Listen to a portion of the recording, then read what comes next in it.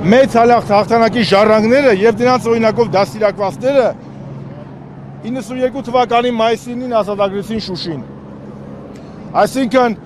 Սերժ Սարգսյանը, Ռոբերտ Քոչարյանը, Մանվել Գրիգորյանը, Սոյան Օհանյանը, բոլոր մեր հերոսները, Ասկոլ Կաշոտը, ովքեր որ ազատագրում էին Շուշին, կոմանդոսը, նրանք աչքի առաջ ունեին Նելսոն Ստեփանյանի, Մարշալ Բաղրամյանի, Բաբաջանի, Նվեր Սաֆարյանի օրինակը։ Եվ այսօր դժբախտաբար այս կապիտուլյանտների հանցավոր քաղաքականության արդյունքում մենք եռատոնը տոնում ենք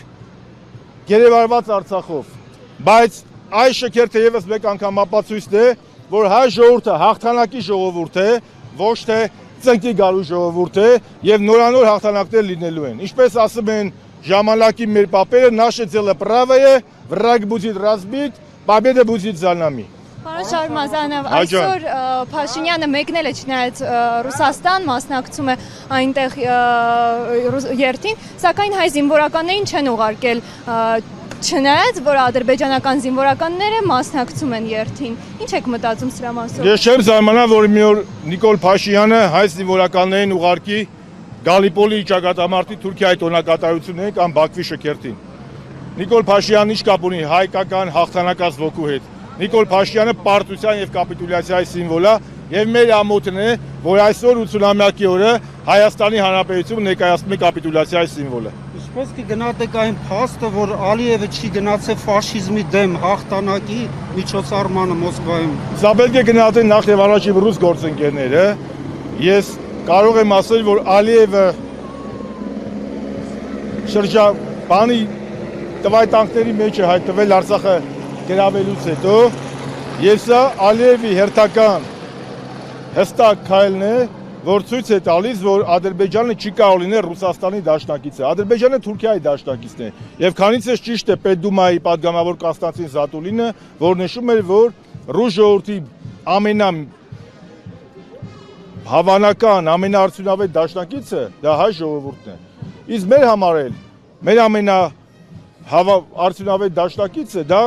մեր ժողովուրդն է եւ ես ուզում եմ ասել, որ դրա մասին պատգամել է մեր մեծն հայ Գարեգին Նժդեհ, ով ասել է, մեջբերում եմ ռուսերեն. Для армянского народа единственным, естественным союзником является великий русский народ. Պարոն Շարմազանով, շատ էր խոսվում այն մասին, որ մայիսի 9-ին Մոսկվա գնալիս Ադրբեջանն ու Հայաստանը կարող են քննարկել խաղաղության պայմանագրի բանակցությունների թեման առաջանա, ընդհանրապես ստորագրվի, չնայած ոնց տեսնում ենք Ադրբեջանը կրկին ու կրկին խուսափում է խաղաղության պայմանագրի ստորագրումից, ընդհանրապես խաղաղության պայմանագրի հնարավոր է ստորագրել։ Կա խաղաղության պայմանագիր, կա կապիտուլյացիա, կրկնա կապիտուլյացիա, ուր է խաղաղության պայմանագիր։ Նիկոլ Փաշինյանը անում է նույն կարգավիճակում, Ալիևի մոտ, ինչպես ֆելդմարշալ Կետելը Ժուկովի մոտ։ Վիզագավորոշտի կապիտուլյացիա, ինչ ասում է Ալիևը, Նիկոլը ստորագրում է։ Դրա խաղաղությունը ո՞րն է։ Արցախում էլ է հիմա խաղաղ, բայց հայ չկա։ Նիկոլի բերած խաղաղությունը դա ստրկությունն է եւ Հայաստանի ադրբեջանացումն է։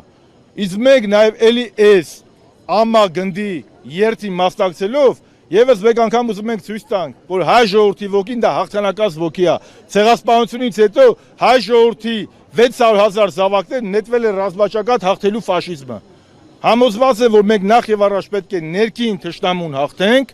եւ հետո էլի վերականգնենք մեր պետությունը, որպեսզի կարողանանք գլուխներս բարձել հաղթանակի 85-ամյակը, 90-ամյակը Մոսկվայում էլ Երևանում էլ նշելու բարձր ճակատով։ Ձեր կարծիքով 2026 թվականի ընտրություններին հնարավոր կլինի հաղթել այդ թշնամուն։ Իմ կարծիքով եւ համոզման պետք չի գործը հասցնել 26 թվականի ընտրություններին։ 1 տարի բավականին երկար ժամանակ է, որպեսզի մենք